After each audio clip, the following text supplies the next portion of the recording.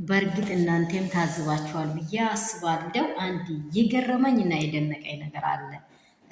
አብርሃም በእውነት ጁን 4 ላይ የሆነው ደስታ፣ የታየው ፍቅር፣ የታየው ስስት፣ የታየው ኃይል በቃ የታየው በእውነት ከእግዚአብሔር ዘንድ በተሰጠው በመጀመሪያው ደስታ ተመልሶ የበለጠውን የሰጠውን ስጦታ የሰጡትን ጠይቆ ይህ እውነት ከሆነ እውነት መሆኑን የሚያረጋግጠው ፍርማዬን ሲያሳርፍ ነው እያለ እየሳቃ የነበረውን አብርሽን እውነት በማይመች መንገድ በማይመች ኬዝ መታችሁ ህይወት እንዳይኖረው በቁሙ የምትገሉ ሰዎች በእውነት ብንጠነቀቅ፣ እስቲ ትንሽ ጊዜ እንጠነቀቅ። እስቲ ሰዓት ስጡት ለአብርሽ።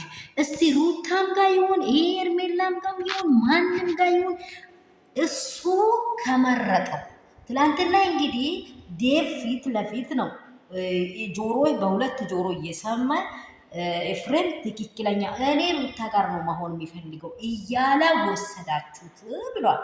ግን እናንተ ለምንድን ነው ይህንን ልጅ በትክክለኛ መንገድ ጋሽዬ ሩታን በጣም ይወዳል፣ በጣም ነው የሚወዱ። እሷ ትደዋወላለች።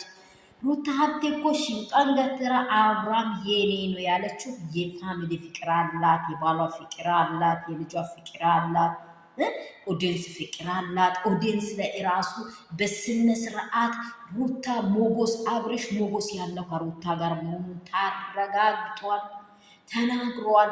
እናንተ ለምንድን ነው የምትሆኑት? እውነት የኢትዮጵያ ውስጥ የእግዚአብሔርን መፍራት ጠፋ እንዴ? እኔ ያዘን እግዚአብሔርን መፍራት ጠፋ።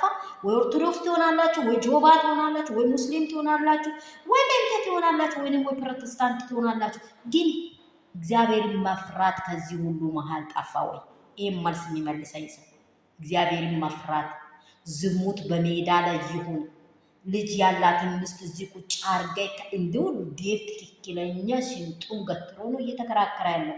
ውዚ ሽንጧን ገትራ ነው እየተከራከረች ያለችው። እኔ እንጃ።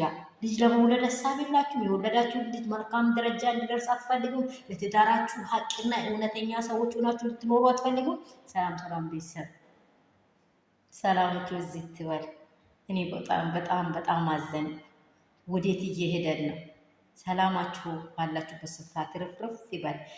እንግዲህ የሌላ ሰው ህይወት እንዲህ ስለሆነ የኔ እንዲህ ይሆናል ለማለት አይደለም። እያንዳንዱ በልቡ ነው የሚሄድ ነው። በዚህ ጊዜ ግን በእውነት እናንተ ተመለሱ። እውነት የአብርሽ ቤተሰብ ተመለሱ፣ ወደ እግዚአብሔር ተመለሱ። እግዚአብሔር በቁጣ ከመጣ አትኖሩም።